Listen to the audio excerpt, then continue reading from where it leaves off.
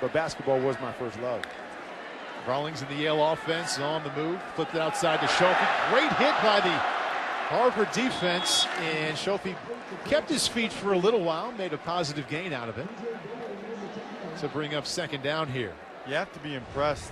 I mean, this is a true freshman quarterback handing off to a true freshman running back, and 88 and 14, making most of the plays as receivers. They're both freshmen as well. So Yale looks like they're set up pretty well for the next few years. How real of a thing do you think at any level is play? It's amazing how big of an offense that is for really all the college offenses now, Kurt. I mean, was that even a play you had at Northern Iowa? I know we didn't employ it at Iowa. From the pocket now, Rawlings downfield to Shohfi, almost an incomplete, but the ride option, the quarterback keep, is a staple for everybody now. It is, and like I said, now you're saying to yourself, we want our best athlete to touch the ball every single play. So those guys that were the best athletes, running backs and wide receivers back when I played, now are becoming quarterbacks. And so you're right, the zone reads and those option type plays have become a staple in so many offenses, and you're seeing it start to enter the NFL as well. Deshaun Salter, the running back behind Rawlings. Salter has it, and he is right at the stick. Looks like he got it based on the spot by the head linesman coming in from the bottom. Just enough to keep this drive going. Gutsy call, and it pays off. That's why you bring in the 230-pound hammer right there. And look at the Yale student section. They're starting to feel it. Deshaun Salter was met before he got to the first down. Boy, that was a heck of a lick by Tanner Lee, the safety for Harvard, to come all the way down off the hash and get in on that play. Alan Lamar back in at tailback on first down and 10. Rawlings with the double move. Boy, did he have J.P. Shohfi. The pressure got to Rawlings and forced him to underthrow it. And it looks like Shohfi is injured. They got exactly what they wanted. It was the pump and go against Rayshawn McGee, the senior corner. And Rawlings just threw it a little too far. Watch, stop. Oh, great route right there by the freshman Shohfi. Tries to lay out for it and landed very hard trying to make that catch.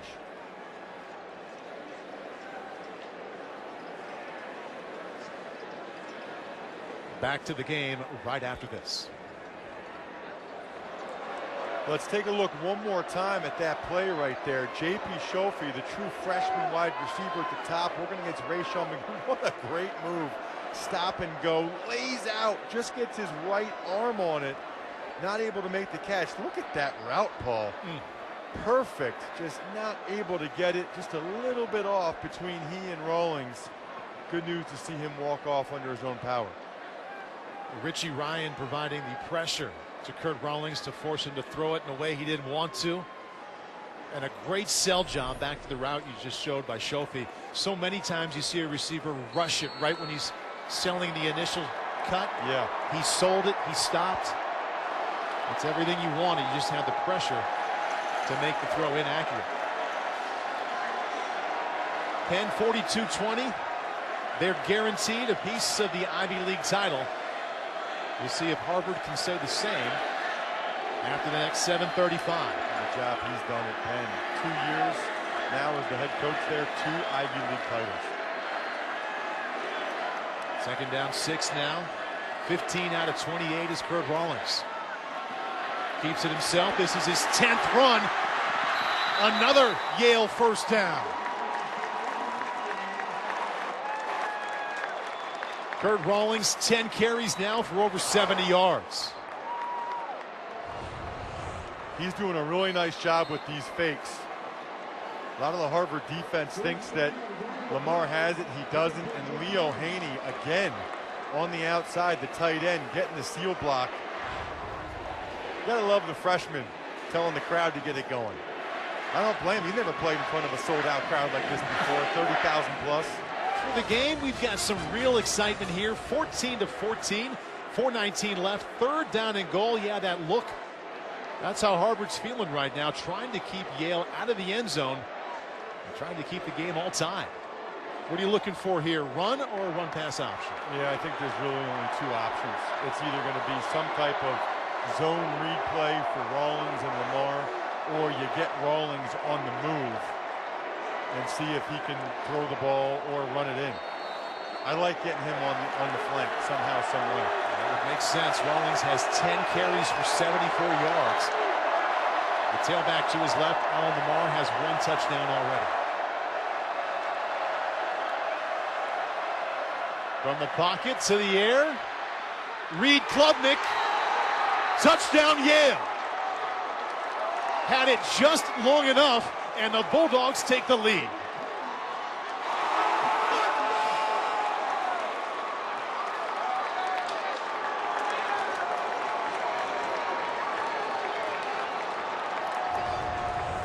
Well, there is no replay in the Ivy League, and that might be a good thing for Yale. We'll see. It has the ball 2 feet down, reaches it across, and then the ball comes out. Harvard was saying it should have been an incomplete pass. I think good call on the touchdown. What a play by the Bulldogs. Tim Murphy has seen the Kurt Rawlings to Reed Klubnik connection work twice for a touchdown in the second half. And how about that? Yale, only 2 wins and 9 consecutive losses to Harvard, in the lead, 21-14 with just 4:14 left.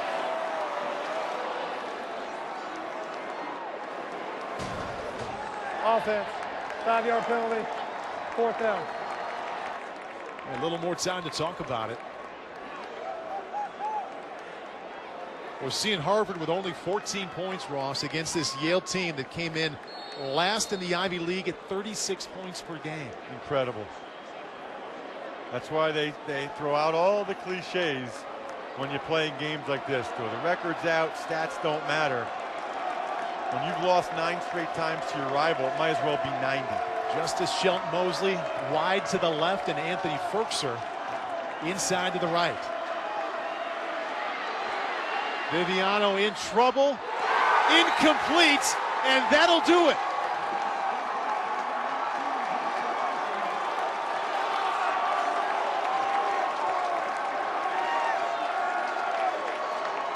The Yale Bulldogs about to end the 9-game losing streak to Tim Murphy and Harvard.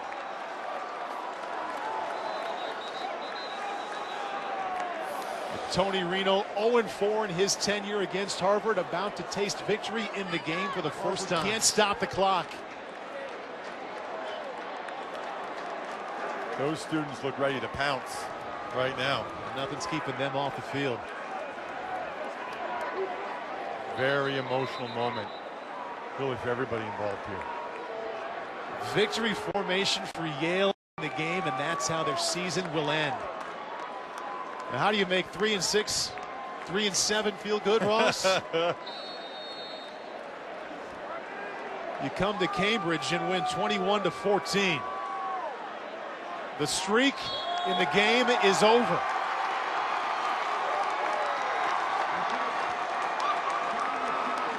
Just take the lead in the second half, so we'll see if Princeton can join Penn. Oh, man. Why not celebrate that way, Yale Bulldogs? It's like we're at the fraternities right now. Dancing, freshman. tears. He's undefeated in the game so far. But Tony Reno mentioned how much it means to him, not just as the coach, but coached at Harvard. He was an assistant coach at Yale. And he was 0-4 as the head coach against Harvard.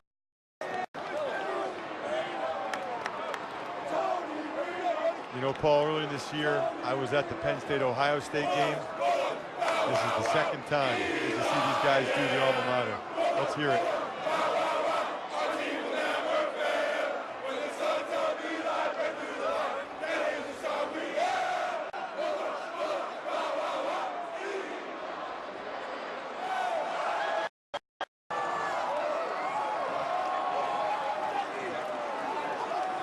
And that is, Ross, the only way a 3-7 season can feel good. Absolutely incredible. And something everybody out there right now will remember for the rest of their lives. 133rd playing of the game, awfully memorable for Tony Reno and his Yale Bulldogs. They prevent a 10-game winning streak in this series by Harvard. Hard fought, all phases, and some dancing afterwards. Yale comes to Cambridge, finds a way to win 21-14.